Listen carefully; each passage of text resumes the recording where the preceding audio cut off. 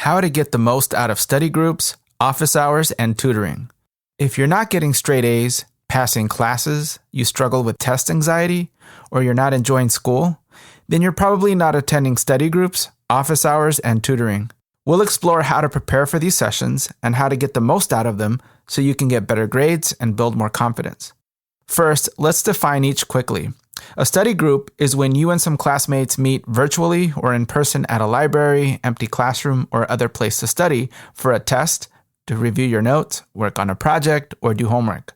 Office hours are when the teacher is available in their office or classroom to answer questions. They might even be holding a big review session where they'll talk about what's on the test, review major topics, and do some practice problems. Then there's tutoring, where either the teacher or assistants help students with homework and studying.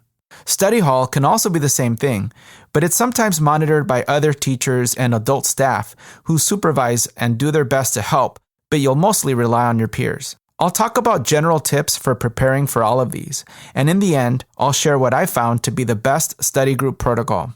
Let's first explore the reasons why people don't go and why these don't really hold up. Number 1.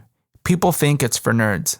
If getting good grades, enjoying school more, being self-disciplined, and being successful in life means you're a nerd, then sign me up. If you want to go places, you need to break the chains of this limiting idea that wanting to do good in school is nerdy, selling out, and not cool. Having good grades, a cool personality, being kind to others, and being confident is actually what makes you popular these days, and even attractive if you're so concerned about your image. Plus, nerds run the world. They're the billionaires, own companies, make inventions, and they change lives. Anyone who is so passionate about achieving their goals that they invest time in learning and improving is a nerd then. Furthermore, don't view people who attend these as nerds. They're simply enjoying learning, trying to do something good in their lives, and they can be your best allies. Which brings me to number 2. You form new friendships with hardworking, self-disciplined go-getters who are going somewhere in life. They will teach you many things, and you'll help each other study and improve. They'll inspire you to new levels because studies show that you're the average of your 5 closest friends in intelligence, work ethic, health, fitness, and even wealth. You can boost that by ensuring your close friends include many, if not all, who are driven to succeed. Number 3, they're not confident in their skills. This is exactly why you should go. No one will judge you. Just go with the intent to do your best, participate, and ask questions. If you're humble enough to do these things, you'll find that you'll learn, ace exams, and improve your math, reading, science, or whatever skill you're learning. Number 4, it's more work or it's too inconvenient because it's after school.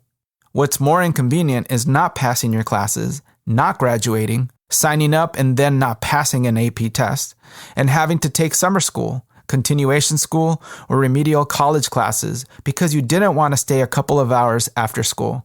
What's also inconvenient is being stressed about exams, struggling to complete homework or projects because you're behind or confused about the information.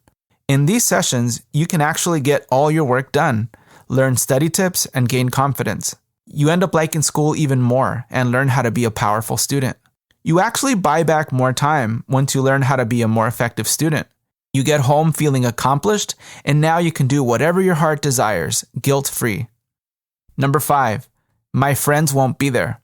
Sometimes our friends are the very reason we're not doing well in our classes, especially if they sit next to us. It's the number 1 school distraction, right up there with our phones. If they're not there, you'll learn more because you're able to focus better and take things more seriously. You'll also make new friends with people who are focused and committed to learning.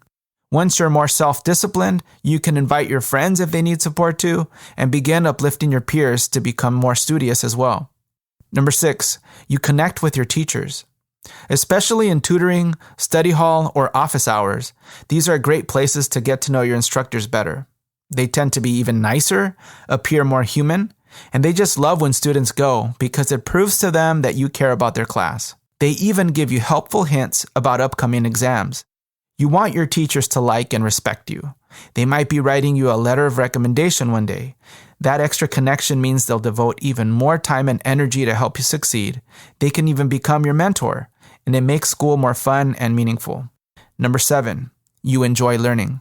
You get one-on-one support, Get information explained to you in different ways, learn study secrets that make you an unstoppable high achiever, and you get homework and studying done. With competence comes confidence, and you'll learn that you're falling in love with the learning process because you really understand it now. Preparing for these sessions. Find out when these sessions are. Ask your teacher if they have tutoring or office hours. Ask your school if there's study hall. Form a study group. Take notes as best as you can during class. Here's a video on note-taking and one on how to pay attention like a genius. Get missing items like worksheets, notes, graded quizzes, and anything you need from when you were absent. Bring all necessary materials so you're not having to bum off your peers' stuff. This includes pens, pencils, notebook, highlighter, textbook, workbook, syllabus, etc. Review your textbook, notes, worksheets, exams, and identify questions that you need help with. Create a plan. Write down specific questions. Don't write, "I don't understand anything," because that is really vague. You'll get less accomplished because your friends or tutor will spend the entire time teaching you everything about a topic that you won't have time for anything else. And you're basically stating that you're not willing to put any effort in learning.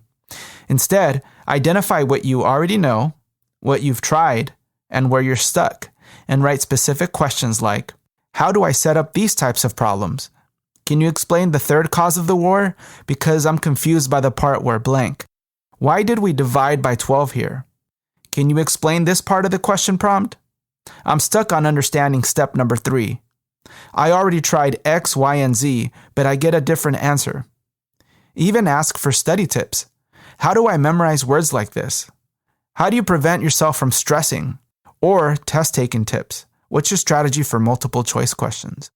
When you're more specific, you're able to get more done because it's easier to answer smaller questions than bigger ones. Once you have your questions or even problems you want someone to review, prioritize them in order of importance in case you can't get all of them answered. When you're there, arrive 10 minutes earlier so you can find a good seat.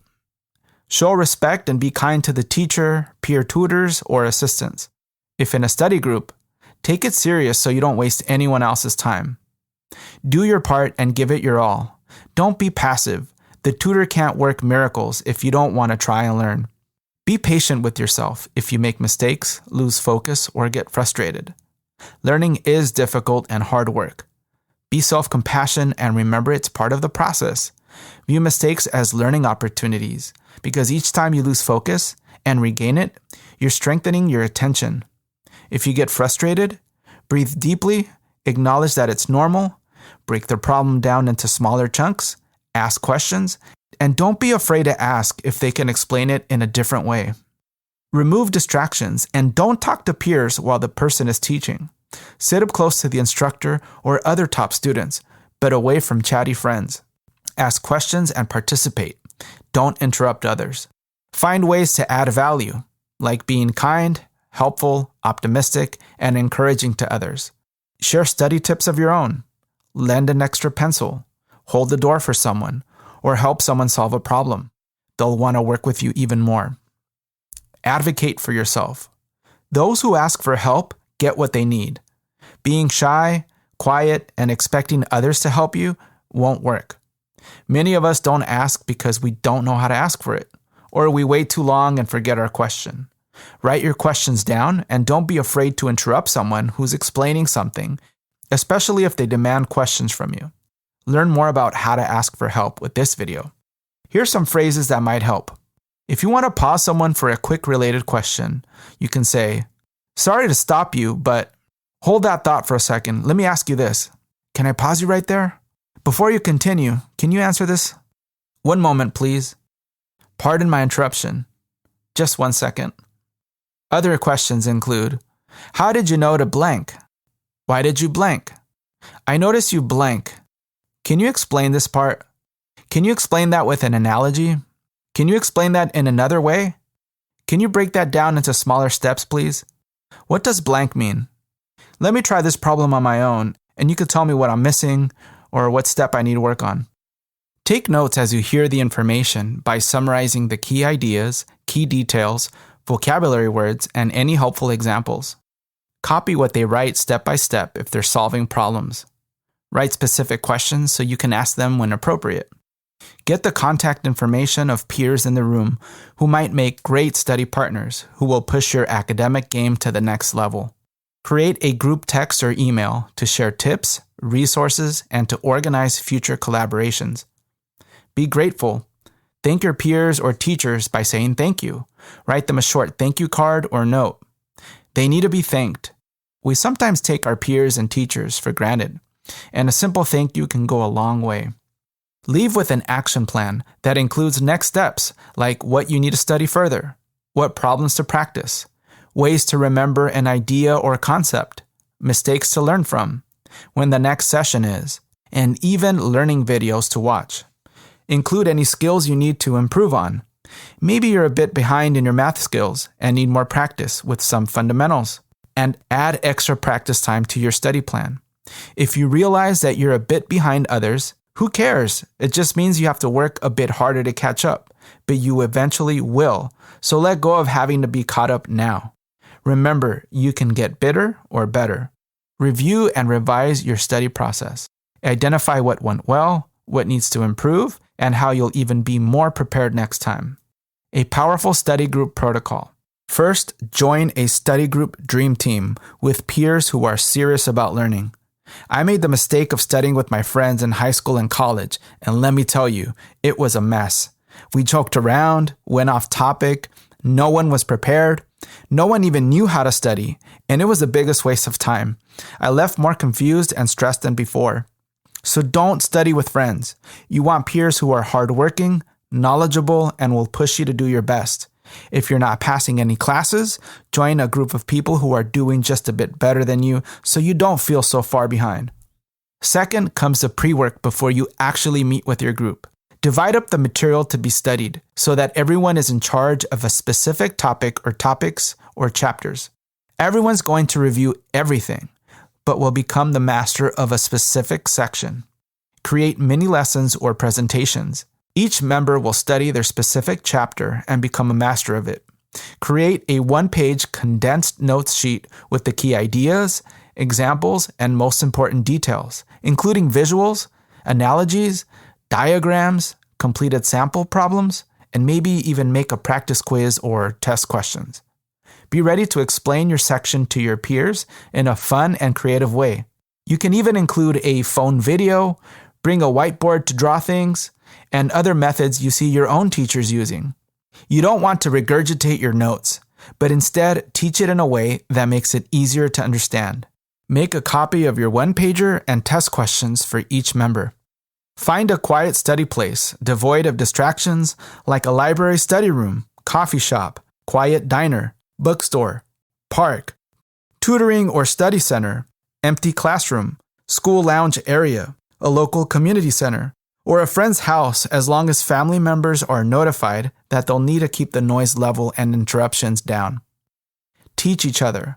On the day of your study group session, create a timed agenda so that everyone has enough and equal time to teach the information, allow for questions and answers, and time for test questions. If possible, give each other feedback on what went well about their teaching and what can improve. That way, every member will keep on improving their mini lessons. Improve the process. Discuss as a group how the entire process can be improved so you can grow together and become unstoppable geniuses. Write down what went well and should continue, what should stop, and what you should all start doing.